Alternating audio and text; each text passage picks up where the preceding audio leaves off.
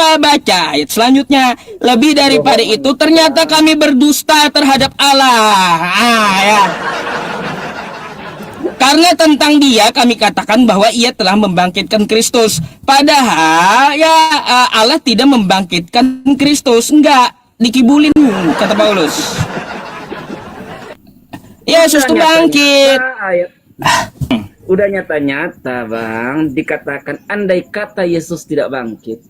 Kalau pernyataan kalimat andai kata, misalnya Yesus tidak bangkit, artinya ayat itu menjelaskan bahwa Yesus itu bangkit. Dan andai kata dia tidak bangkit, hal-hal setelah ayat-ayat yang abang baca seperti itu yang terjadi. Tetapi pada kenyataannya Yesus bangkit, itu dijelaskan dalam keseluruhan ayat. Nah betul diakui itu Yesus bangkit, udah. Ya iya, karena Yesus dibangkitkan, makanya gini, makanya karena Yesus faktanya dibangkitkan, ya kata Paulus seperti apa? Kami katakan Yesus itu dibangkitkan, padahal Allah tidak membangkitkannya. Dusta kata Paulus. Ayo, Tuhan pun mau dikibulin kalau kayak gitu. Bayangkan. Abang, kenapa kok abang bicara tentang iman Kristen, abang pakai dengan cara berdusta dalam 3 hal kayak gini? Loh, saya ini menyebarkan fakta tertulis. Nggak bisa kan Anda buktikan bahwa saya ini dusta? Bahwa apa? Ada tertulis yang saya bacakan. Dalam Kristen boleh dusta dalam segala hal. Tapi penjelasan yang lengkap, abang ambil yang penjelasan yang menjelaskan andai kata itu, dan abang hilangkan andai kata, dan abang mengambil ayat yang mengatakan andai kata hal-hal. Bang, nggak perlu Bang, nggak perlu andai katanya tuh dihilangkan. Udah, kau jangan ubah-ubah kitab kau. Ya, di sini tetapi andai kata Kristus tidak dibangkitkan, andai kata tidak dibangkitkan dia, maka kepercayaanmu sia-sia kata Paulus.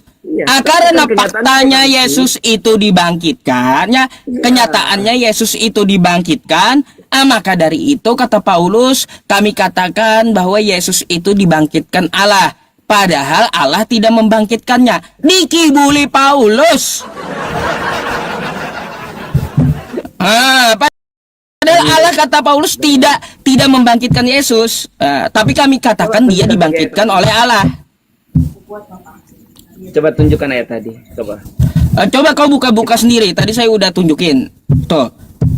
1 Korintus 15 nomor 14 sampai 15 tuh. Ya. 1 Korintus 15. Bunyinya kayak ini saya baca ya. Judulnya kenyataan yang sungguh dari kebangkitan orang mati. Jadi ayat itu bicara tentang bahwa seperti Yesus yang bangkit dari kematian, kita juga pada akhirnya akan dibangkitkan Yesus sertanya. Terus. Karena itu ada ayat-ayat yang akhir, misalnya ayat 19. Jika dalam kehidupan ini saja kita berharap kepada Yesus, maka kita orang yang dikatakan yang paling malang. Karena harapan kepada Yesus bukan hanya tentang kehidupan dunia ini, tapi sampai kehidupannya akan datang ke perjanjian surga, hidup kekal bersama dengan Yesus. Karena itu Yesus katakan, akulah kebangkitan dan hidup. Baca ayatnya dulu, nggak usah nyasar ke sana kemari. Itu ayatnya. Ya udah, ya langsung baca yang kita bahas gitu. Ayat 12 ya saya baca. Ada nggak dia berubah? Enggak. Justru ayat itu lebih menegaskan tentang bahwa Yesus yang bangkit dan tidak sia-sia iman Kristen yang percaya. Kenapa dia mengalahkan kematian? Itu pengertian ayatnya. Kan harus dimengerti secara kontekstual, bukan hanya secara teks saja. Loh, kau mau dusta dalam segala hal rupanya. Mau enggak? Jangan dipraktekkan dusta dalam segala hal tuh sama saya, jangan. Ya. Coba kau baca, ya. Tetapi andai kata Kristus tidak dibangkitkan, ini andai kata ya. Kristus itu tidak dibangkitkan, maka sia-sialah pemberitaan kami dan sia-sia jugalah kepercayaan kamu, ya. Tapi faktanya seperti apa? Yesus itu dibangkitkan oleh Allah, kan gitu. Dia bangkit katamu, kan? Jadi apa kata Paulus? Lebih daripada itu kami ternyata berdusta, ya. Kau dikibuli oleh Paulus, ya. Kami berdusta terhadap Allah, kata Paulus. Karena tentang dia kami katakan bahwa ia telah membangkitkan Kristus. Padahal ia tidak membangkitkannya. Padahal Allah tidak membangkitkan Yesus. Tapi karena kibulan Paulus, dusta dalam segala hal boleh, maka dia katakan Tuhan yang membangkitkan Yesus. Mana sih kau? Yang tertulis kau mau bantah. Kau mau bantah pula. Dengar, saya baca. Jikalau Kristus diberitakan bahwa ia sudah dibangkitkan antara orang mati, bagaimanakah berpotensi antara kamu boleh mengatakan bahwa tidak ada kebangkitan orang mati? Jelas bang? Ayat 12, ayat 13. Tetapi jikalau tidak ada kebangkitan orang mati, jadi bilang kebangkitan orang mati, niscaya Kristus pun tiada dibangkitkan. Kalau tidak ada kebangkitan orang mati. Nah ayat 14, jikalau Kristus tiada dibangkitkan, sia-sialah pemberitaan kami dan sia-sialah juga iman kamu kalau Yesus tidak dibangkitkan. Karena banyak orang pada masa itu tidak percaya tentang kebangkitan yang akan terjadi. Karena itu jikalau Kristus tidak dibangkitkan, sia-sialah iman pemberitaan kami. Jikalau dia tidak dibangkitkan, nyatalah kami saksi dusta. Kenapa dikatakan nyatalah kami saksi dusta? Karena mereka memberitakan tentang Yesus yang bangkit, bahkan ada kebangkitan orang mati.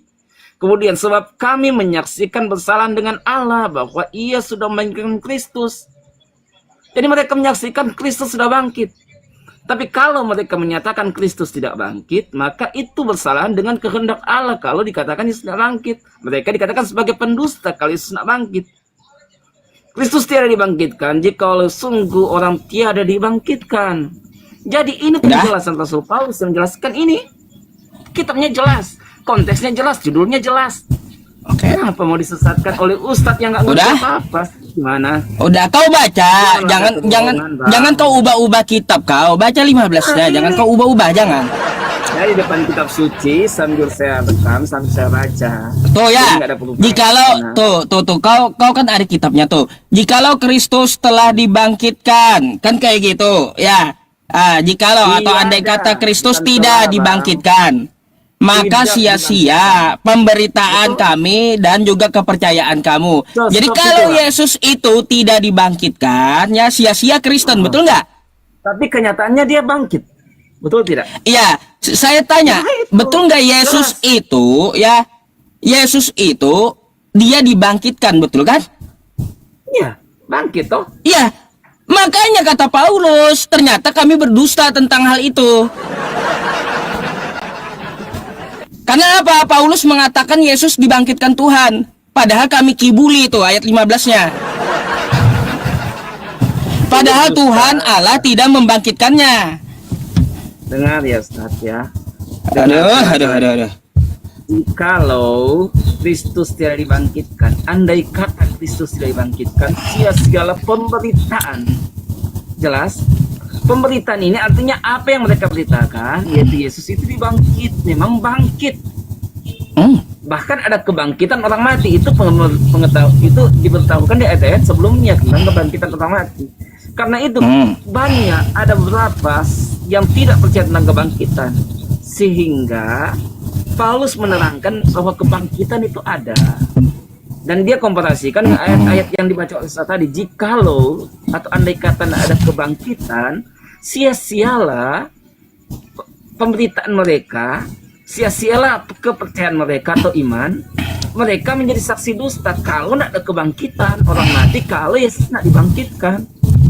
Betul. Tetapi mereka mengatakan Yesus dibangkitkan. Karena jika orang mati tiada dibangkitkan, niscaya Kristus pun sudah tiada dibangkitkan. Ini bicara tentang suatu hal bagaimana mereka terjadi pertentangan tentang kebangkitan. Karena pada waktu itu ada yang namanya orang Saduki, ahli Taurat golongan Saduki, yang tidak percaya tentang kebangkitan orang mati. Dan keterangan Rasul Paulus berhubungan dengan tentang kebangkitan orang mati. Jikalau dalam kehidupan ini, tapi sesungguhnya Kristus sudah dibangkitkan. Itu ayat ke-20. dari antara orang mati menjadi buah sulung di antara segala orang yang sudah mati. Karena sedang maut itu ditiadakan oleh seorang manusia, begitu juga kebangkitan dari antara orang mati itu diadakan oleh seorang Kau poinnya manusia. kayak gimana? Sampai Baca sampai ayat kan? selanjutnya.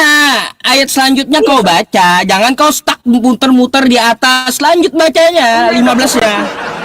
Ustaz Tula cuma hafal ayat 15 doang. Ayo coba ayat 15-nya tuh. Bisa sampai Kritiknya di ayat 15-nya. Ayo baca. iya, tapi sampai ayat 21 itu menceritakan tentang kebangkitan. Benar-benar. Ya udah bacain 15-nya. Kau bahas 14 langsung loncat ke 21 kau. Malu baca gitu. Coba Ustaz, tadi ini 14 udah kau baca. Silahkan kau baca lagi nomor 15-nya. Ustaz, Abang. Malu Saya baca. Oke, saya baca. Justru saya sudah baca 15 ya. semuanya. Ya udah bacain 15-nya.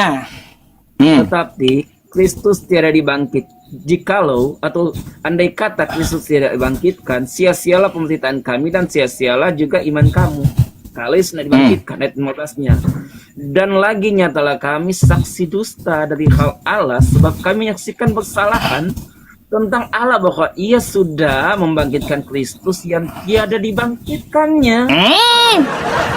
Jikalau sungguh orang mati tiada dibangkitkan. Jikalau sungguh orang mati tiada dibangkitkan. Tetapi nyata ayat selanjutnya, karena jikalau orang mati tiada dibangkitkan, niscaya Kristus pun sudah tiada dibangkitkan. Tetapi jikalau Kristus tiada dibangkitkan, sia-sialah iman kamu dan lagi kamu tinggallah di dalam dosamu kalau Yesus nak bangkit. Itu penjelasannya. Udah. Nah, makanya tetap nggak berubah kan 15-nya tuh ayatnya. 15 itu kan tetap nggak berubah, kau baca banyak gitu, tetap aja kata Paulus dusta gitu. Pengertiannya tetap aja tetap dusta. Dengan dusta oleh abang sendiri. Kata Paulus dan Kristen, Yesus itu dibangkitkan oleh Allah. Tapi kata Paulus ternyata kami berdusta. Padahal Yesus itu tidak dibangkitkan Allah. Dusta dalam segala hal. Aduh, baca kau kitab kau sendiri nggak ini? Masa kitab kau sendiri udah berbahasa Indonesia kagak paham-paham gitu? Udah bang, ya udah. Udah revisi lagi kayak nanti 2026. Nanti saya bantu revisi lah ya. Bukan dipelintir, itu teksnya nggak ada, saya pelintir teksnya. Saya jelaskan bahwa itu berhubungan 14 dan 15 itu berhubungan. Iya. Itu menceritakan tentang. Nih, kalau kau kagak paham masih ya.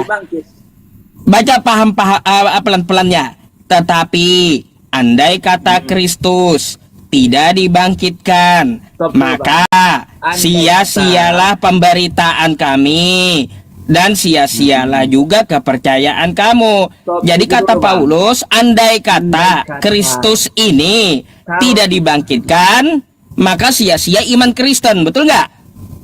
Kalau Yesus tidak bangkit, dia bangkit, betul tidak? Nyatanya dia bangkit. Jadi kalaunya Yesus ini tidak bangkit, sia-sia iman Kristen, betul nggak? Ya, kalau baik. Lanjut ya. Jadi kalau kita lihat faktanya yang diceritakan Kristen, Yesus bangkit atau tidak? Kan bangkit. Bangkit. Iya. Nah, lebih daripada itu ya, kami ternyata berdusta kata Paulus. Kalau ya. memberitakan Yesus nggak bangkit. Ya, terhadap Allah. Memberitakan Yesus nggak bangkit, mereka berdusta, itu maksudnya. Mereka karena tentang dia ya. Karena tentang dia kami katakan tentang siapa nih? Tentang Yesus, bahwa ia telah membangkitkan Kristus. Kan gitu. Allah membangkitkan Kristus. Itu kan doktrin Kristen. Padahal kata Paulus, Tuhan Allah itu tidak membangkitkannya. Dusta dia. Kalau andai kata benar bahwa orang mati tidak dibangkitkan. Ngerti? Tidak.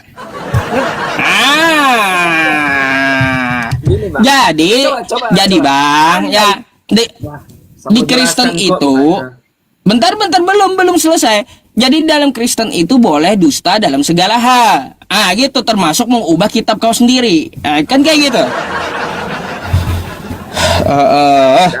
Jadi Ustadz Yusuf mengabulkan tentang kalau Yesus nggak dibangkitkan oleh Allah. Jikalau sungguh Yesus tidak dibangkitkan oleh Allah, kemudian mereka mengatakan Yesus itu dibangkitkan, maka mereka itu berdusta. Tetapi kenyataannya menjelaskan ayat itu bahwa Yesus dibangkitkan sehingga akan ada kebangkitan orang mati. Ayat-ayat selanjutnya sampai 21 katakan bahwa karena itu Yesus menjadi yang sulung yang pertama kali bangkit menaklukkan. Enggak tanya itu saya. Ya, itu ayatnya ada. Yang saya masalahkan tentang dustanya kalian di situ. Sebenarnya di dalam kekristenen tidak ada masalah. Yang masalah itu orang-orang yang memutarbalikan, yang mempelintir-pelintir ayat kitab Kristen, padahal agamanya lain. Yang dia ikuti saja nggak bangkit kok mau ngurusi orang yang Lah, Tuhan wajar kalau manusia, yang namanya manusia itu tidak bangkit. Saya tanya. Ini yang namanya Tuhan, apakah bisa mati kayak gitu? Kenapa dia mati? Karena dia Kalaunya nabi ya kalaunya nabi wajar Bangkit tidak enggak? bangkit, dia nabi. Ya. Ini Tuhan Bangkit ada yang enggak? sampai modar. Ya. Modar lalu Bangkit bangkit katanya. Ayah. Bukan masalah Saya bangkitnya, Tuhan mati gitu. Tuhan bisa mati. Justru masalahnya itu apa? Dia mati dan bangkit. Dia Ya iya, yang saya tanya Tuhan bisa mati gitu, Tuhanmu mati. kan dia turun menjadi manusia. Ini yang kami mau rayakan, dia menjadi manusia. Oh berarti yang mati bukan Tuhan. Di dalam yang mati adalah kemanusiaan karena Tuhan jadi manusia. Bukan Tuhan. Hari ini telah lahir bagimu Yesus Kristus. Tuhan. Nah, yang lahir kan manusianya tuh. Iya, tapi dalam manusia itu Bapak. Lalu yang mati itu mana? Allah. Manusianya kah atau Tuhannya kah yang mati itu? Kemanusiaan yang mati. Manusianya yang mati. Jadi gugur Lukas 2 nomor 11 tadi, Tuhan yang lahir. Saya bilang dulu, abang aja nggak ngerti tentang teologi kekristenan seperti apa. Mau Yang jelaskan lahir juga, kan Abang nggak Tuhan. ngerti. Yang lahir Iya. Tuhan, bentuknya manusia. Lalu yang mati kan juga bentuknya manusia. Berarti Tuhan mati gitu. Kemanusiaannya mati. Hah? Udah abang Manusianya? nggak akan ngerti bang. Saya jelaskan. Nggak bakal ngerti apanya. Jadi gantian lah saya nanya. Tadi abang nanya terus gimana? Sabar ya. Tunggu yang di, saya nggak ngerti nih teman-teman yang di ini ya, yang di YouTube kepindah-pindah nih di YouTube ini. Bentar. Kesalahan teknis. Jangan kemana-mana kalau kesalahan teknis. Soalnya saya akunnya 2 gitu. Kepental dia. Bentar. Nah, dah. Oke, kau mau nanya apa? Saya ini Fire. Kalau kau mau nanya, silakan. Ini nanya Ustaz. Yang sang sumber pemberi hidup itu siapa? Sang hidup itu. Allah Subhanahu wa taala. Ya. Jadi tidak salah Kristen menyembah Yesus. Kenapa? Yesus sendiri berkata bahwa dia adalah jalan, kebenaran, dan hidup. Jadi sang hidup itu adalah Yesus Kristus sendiri. Sehingga jadi dia menaklukkan bentar. itu. Kau mau nanya siapa Jelas. yang maha hidup tadi kan gitu? Iya. Saya bilang Allah Subhanahu wa taala. Kalau kau sambungkan ke Yesus enggak nyambung, salah sembah kalau nyembah Yesus. Yesus berkata di dalam dalam Lukas 4 nomor 8, sembahlah Allah, bukan sembahlah dia, bukan sembah dia. Iya. Tetapi ini Di dalam Lukas 4 nomor 8, sembahlah Allah yang maha hidup, bukan sembah Yesusnya. Kalau nyembah Yesusnya salah sambung. Ya, benar. Ya. Sorry ya yang di YouTube ya, yang di YouTube kawan-kawan, kalau ada kesalahan teknis jangan kemana-mana karena saya pakai 2 akun. Jadi teman-teman semuanya yang di YouTube standby ya, nggak lama kok. Ini maka kata Yesus kepadanya, aku inilah jalan, kebenaran, dan hidup. Jadi Yesus berkata bahwa dia adalah sang hidup itu, Bang.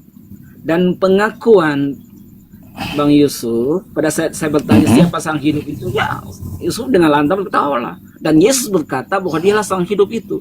Berarti Oh, iya. kalau orang tahu Bentar, kau bedakan dulu. Ya, bedakan dulu. Jelaskan dulu. Bentar. Selesaikan dulu. Kalau Ngomong, Yesus Bang. kan hidup. Udah ngerti saya. Kalau Allah kan kau tanya apakah dia maha hidup? Ya maha hidup. Bedakan hidup dengan maha hidup. Kalau maha hidup artinya pemberi kehidupan. Paham? Iya, kalau Yesus berkata, akulah hidup, itu memaksudkan bahwa akulah pemberi hidup itu. Akulah sang jalan itu, akulah kebenaran itu, akulah sang hidup itu. Ngerti? Nah. Karena itu saya Gini.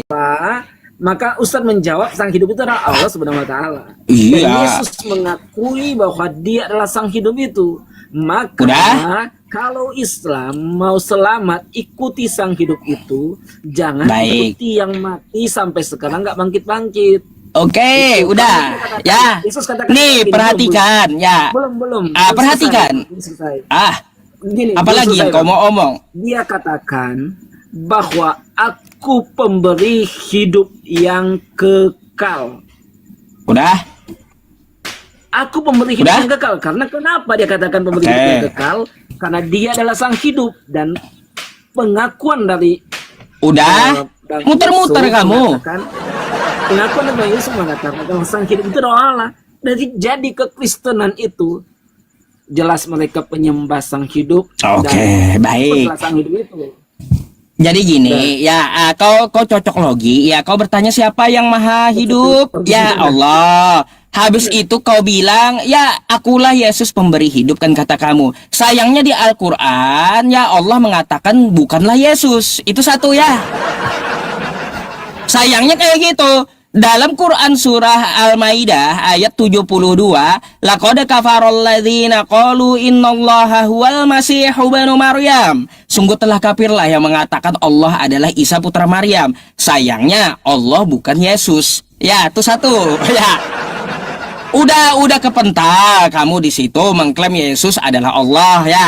Yang kedua, ya, untuk masalah Yesus pemberi hidup, Yesusnya aja mati. Macam mana? Sama tentara Romawi mati. Alih-alih dia mau memberikan hidup. Sama tentara Romawi aja dia modar, nggak selamat, mati. Kan kayak gitu. Jadi Allah itu maha hidup. Sang pemberi hidup. Tapi sayangnya bukan Yesus. Dibantah oleh Al-Quran. Ya, nah, kalau kita melihat di Bible Kristen di Lukas 4 nomor 8. Apa kata Yesus? Sembahlah Allah, bukan sembahlah aku. Sembahlah Allah, kepada dia saja engkau berbakti. Lalu kalaunya Kristennya menyembah Yesus, berarti Kristen kagak selamat. Karena salah sembah, salah alamat nyembah Yesus. Ya, salah alamat. Jadi yang kau perlu sembah itu yang maha hidup, Tuhannya Yesus, yaitu Allah, bukan Yesusnya yang kau sembah, bukan. Makanya Yesus berkata, inilah hidup yang kekal itu. Mereka mengenal Allah satu-satunya, yang esa, yang benar, dan mengenal Yesus Kristus yang telah engkau utus. Jadi kalau mau selamat ya, mau hidup kekal, kata Yesus, akui dia hamba Tuhan, bukan Tuhan yang disembah, bukan. Oh, mau bantah gitu? Ya, mau bantah gitu apa yang dikatakan Yesus? Silakan. Dah. Jadi gini, saya tanya tadi sama Ustadz Yusuf. Saya tanyakan sang hidup itu siapa? Dengan lantang Bang Yusuf menjawab bahwa sang hidup itu adalah Yesus. Dan pengakuan dalam kitab suci adalah Allah. Katan bat diambil dulu. Kau ulang nanti videonya ya. Yang hidup itu adalah Allah, maha hidup itu adalah Allah. Dah. Ya. Saya kan bertanya sang hidup itu siapa? Adalah Allah Subhanahu wa taala. Dan di dalam kekristenan Yesus sendiri mengaku dalam Yohanes 14 ayat ke-6 bahwa Yesus berkata dialah sang hidup itu. Jadi kalau Muslim percaya dengan pernyataan Yesus, maka Yesus berkata dialah sang hidup. Dan dalam iman kekristenan berarti kekristenan tidak salah. Bahkan bukan hanya seayat ini saja. Kalau yang lain berkata bahwa yang berkuasa mengampuni dosa otoritas berkuasa mengampuni dosa itu hanya adalah Sang Maha, maka Yesus pula berkata bahwa dia berkuasa mengampuni dosa. Di dalam Matius dikatakan, Matius 9 ayat ke-6, dia berkuasa mengampuni dosa.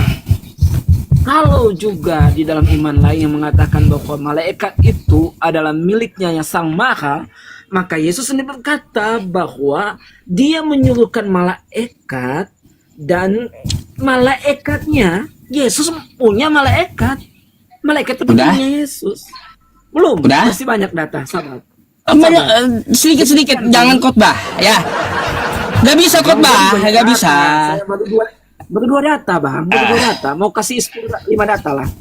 Nanti datanya kita bahas satu-satu. Saya bantah dulu ya. Gimana saya mau yakin kalau kau memaparkan bolak-balik putar-putar terus Yesus mengatakan dia bukan Tuhan? Mau kau paksa gitu? Yesus jadi Tuhan? Gak bisa, kata Yesus. Ya, nih. Kau lihat. Yohanes saja. Yesus Kau lihat. nggak bisa abang bantah ini. Yesus itu bukanlah Sang Maha Hidup, tapi Yesus diberi hidup. Nih, sebab sama seperti Bapa mempunyai hidup dalam dirinya sendiri, demikian juga diberikannya. Ya, kan kayak gitu. Anak mempunyai hidup dalam dirinya. Jadi Yesus itu diberikan hidup, bukan yang maha hidup, bukan ya. Bantahlah Bible kau, kan gitu. Jadi kalau kau mengklaim bahwa Yesus yang memberi hidup, bentar, ini tertulis nih ya, Yesus diberikan hidup oleh Bapa ya, nih. Diberikannya anak mempunyai hidup dalam dirinya sendiri. Jadi Yesus itu bukan maha hidup, tapi Yesus itu diberi hidup oleh Tuhannya ya. Tuh kau baca gitu, baca kitabmu ya. Baca kitabmu Yohanes 5 nomor 26. Yesus itu bukan sang hidup, tetapi Yesus juga diberi hidup sama seperti manusia lainnya. Makan tuh Biblemu ya. Udah dibilang Yesus itu dia kalau kamu pengen hidup yang kekal, akui dia utusan. Kalau kamu ingin hidup yang kekal, sembahlah Allah, bukan sembah Yesusnya. Gantian lah ngomong. Jadi gini ya. Jadi gini. Dari pernyataan Bible ya, tertolak mentah-mentah bahwa Yesus adalah Allah, Yesus pemberi hidup. Sedangkan di Al-Qur'an pun juga menolak bahwa Allah adalah Yesus. Jadi jangan kau cocok logi bahwa yang maha hidup itu Allah, lalu kau cocok logi dengan Yesus. Nggak nyambung gitu. Udah.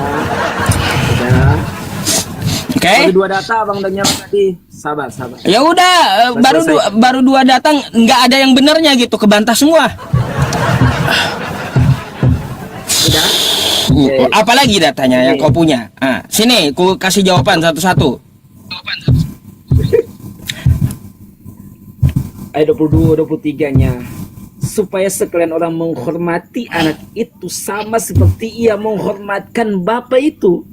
Jadi penghormatan kepada Bapa dan penghormatan kepada anak itu sama, Bang. Itu ayat sebelumnya.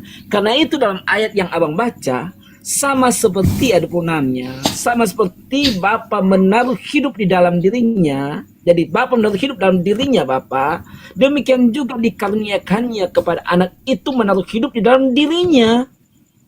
Ya iya, dibangkitkan, dikaruniakan. Menaruh hidup itu karena ayat-ayat sebelumnya bahwa ada menghormatkan anak itu sama seperti menghormatkan Bapa. Jadi penghormatan yang sama, kemuliaan yang sama kita naikkan kepada Bapa dan kepada Yesus. Karena itu ayat justru di dalam Yohanes 5 ini yang abang angkat itu adalah Yesus menyungguhkan bahwa dirinya benar-benar anak Allah yang tunggal. Karena itu menjawab bahwa penghormatan yang sama itu harus kita berikan di dalam Matius 5:23 ayat sebelumnya, bahwa penghormatan sama seperti kita menghormatkan anak itu sama seperti kita menghormatkan Bapa. Jadi kau ngomong tuh, coba ngomong sekali, jangan sampai 3 kali kau ulang-ulang, nggak ada poinnya. Supaya abang ngerti lah, nanti abang printil lagi. Kemudian Udah? karena itu dikatakan sama seperti Bapa menaruh hidup di dalam dirinya sendiri, demikian juga dikaruniakannya kepada anak itu. Dikaruniakan. Kenapa?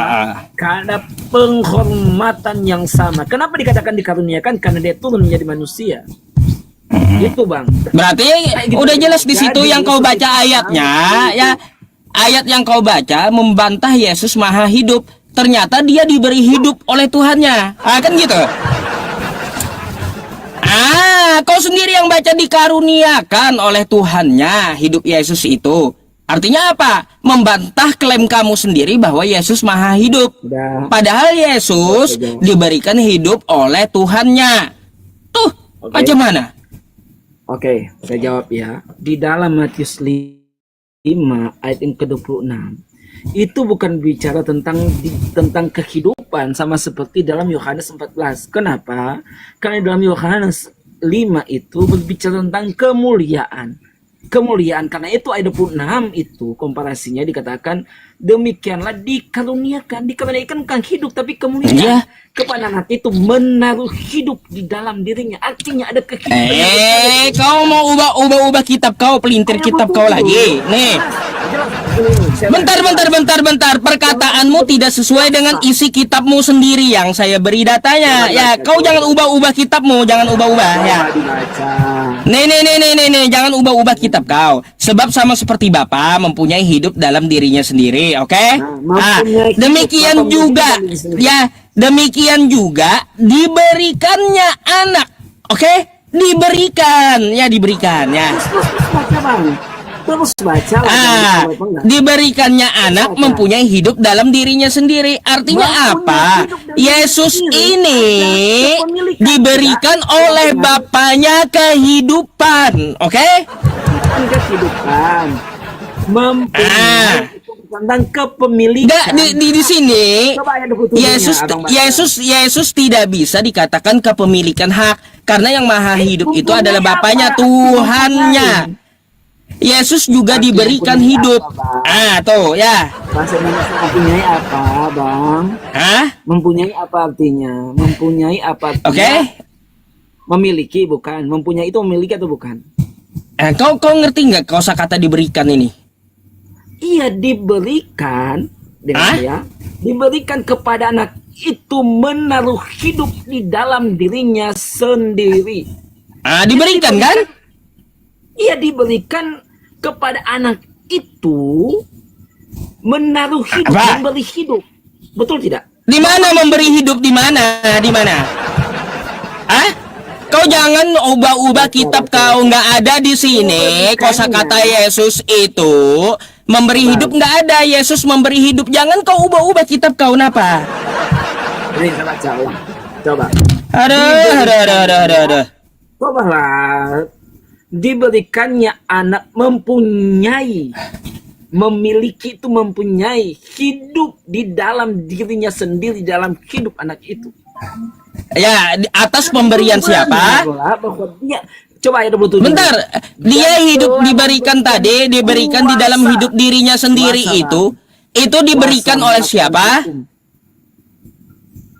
Diberikan oleh siapa hidup Yesus di sini? Bukan diberikan hidup. Dibantah kitabnya. Ini tertulis di kitab kau, jangan kau bantah kitab sendiri, kenapa? Ayat itu berbicara tentang hak kepemilikan. Apanya? Tentang hak apanya? Di sini Yesus diberi hidup kepada anak. Diberikan oleh siapa? Oke, diberikan kepada anak, baik. Yang memberikan siapa? Untuk anak, diberikan anak kepada siapa? Sekali lagi, yang saya tanya, yang memberikan siapa? Sesungguhnya, saya baca ya. Lah, sekali lagi saya tanya, ya, Yesus itu diberikan hidup oleh siapa? Demikian juga diberikannya. Gini bang, abang akan gagal paham kenapa? Abang hanya seayat saja, sedangkan dalam konteks maksa. Enggak. Mau satu perikop kayak tadi tetap nggak berubah itu kosakata, nggak berubah. ya nggak berubah, tetapi pengertiannya abang akan sesatkan dengan apa pengertian? Kenapa? Di situ tentang kuasa. Ayat selanjutnya dikatakan kan, diberinya kuasa melakukan hukuman, bang. Oke, diberinya kuasa, yang memberikan siapa? Yang memberikan kan anak, kuasa yang sama. Yang memberikan hidup dan kuasa itu siapa kepada Yesus? Sang sumber. Ah, berarti Yesus tidak mempunyai kuasa. Ada yang lebih berkuasa dari Yesus, betul?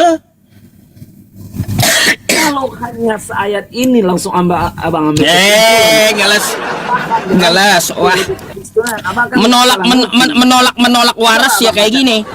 Ayat sebelumnya abang baca. Ayat sebelumnya, ayat 23. 23 bunyinya kayak gini, bang. Supaya sekalian orang menghormatkan anak itu sama seperti ia menghormatkan Bapa. Bayangkan, penghormatan, kemuliaan yang sama harus diberikan kepada Yesus dan kepada Bapa. Itu 23 kan bicara bahwa Yesus diberikan hidup, tetapi itu bicara tentang bagaimana Yesus ada hak mempunyai hidup. Artinya dia adalah sang hidup yang bisa memberikan hidup. Iya, saya paham. Kenapa dikatakan Yesus mempunyai hak, kata kamu ya, untuk hidup. Oke, dia kata kamu mempunyai hak untuk hidup. Yang memberikan hak siapa? Bukan hanya memberikan hak untuk hidup, yang memberikan hak siapa kepada Yesus? Ya, sang sumber. Ya udah, berarti Yesus bukan pemberi hidup. Yesus juga dihidupkan. Kalau Yesus bukan pemberi hidup, sedangkan dia diberikan, ya diberikan hidup gitu. Aduh. Ini bang. Kak gini. Kalau kitab kau salah, ya kau revisi dulu. Jangan kau mau ubah-ubah kitab kau sendiri, ya. Benar bang. Yohanes 14 jangan kau menolak untuk jadi waras itu, jangan gitu. Apanya? Kan udah dibantah, Yesus itu diberikan hidup oleh Tuhannya, bukan pemberi hidup. Aduh. Konteks ayat itu bicara tentang hukum, bahwa Yesus diberikan untuk hak menghukumkan, mempunyai, dikatakan ayat itu, memiliki, mempunyai. Pemberi haknya siapa? Maka kata Yesus kepadanya, akulah pemberi haknya siapa? Ya, kalau dalam ayat itu dikatakan sang Bapa. Ya sudah, bukan Yesus berarti. Bukan Yesus. Jadi kalau kau menyembah Yesusnya, berarti kau salah sembah. Jadi di dalam Yohanes 14 nomor 6 itu, ya, Yesus itu bukan pemberi hidup. Dia ngomong juga bukan untuk Kristen, ya. Terus dia ngomong sama Filipus dan Thomas yang bukan Kristen. Boleh saya baca? Oke? Boleh saya baca? Baca. Maka kata Yesus kepadanya, aku inilah. Ini berkata, aku inilah jalan, kebenaran, dan hidup. Dan hidup, iya. Itu bukan lagi dikatakan dia dikaruniai, tetapi dikatakan apa? Dialah sang hidup itu. Dan itu nggak bisa kan diubah lagi. Suka kali kau mau ubah kitab kau. Di situ nggak ada dia dikatakan sang hidup, nggak ada.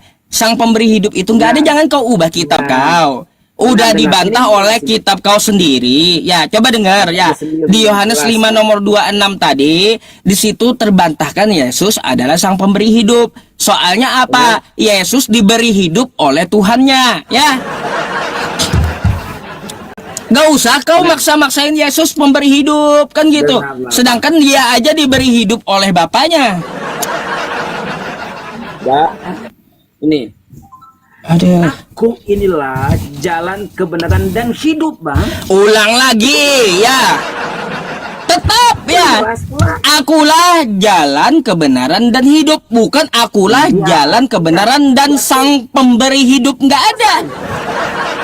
Nggak ada. Jangan kau ubah kitab kau. Ya. Di situ akulah jalan, kebenaran, dan hidup. Bukan akulah jalan dan kebenaran dan sang pemberi hidup. Enggak. Yesus nggak bisa menghidupkan Yesus itu hidup juga diberikan oleh Tuhannya. Kacau. Nah, Nah, jelas Bang. Kalau di saya salah, ya jelas ya. Saya katakan gini, akulah kebenaran itu, akulah jalan itu, akulah hidup itu. Bukannya aku yang sang hidup. Sudah sangat jelas. Akulah jalan, akulah kebenaran, akulah hidup. Kalau aku Udah. hidup itu berarti akulah sang hidup itu. Dia berkata akulah hidup, gimana bukan dia sang hidup? Lalu kalau saya berkata akulah sang hidup, saya pemberi hidup gitu. Hah? Dan ya, Saya mau tanya pemahaman kau. Kalau aku ngomong ya akulah hidup, berarti saya sang pemberi hidup gitu. Sampai di mute sendiri. aku hidup. Artinya berarti Tuhan itu sang pemberi hidup. Kenapa dia katakan akulah hidup? Aku hidup. Iya, kalau satu. saya gini, kalau saya berkata ya akulah jalan kebenaran dan hidup, saya nih, berarti saya sang pemberi hidup gitu.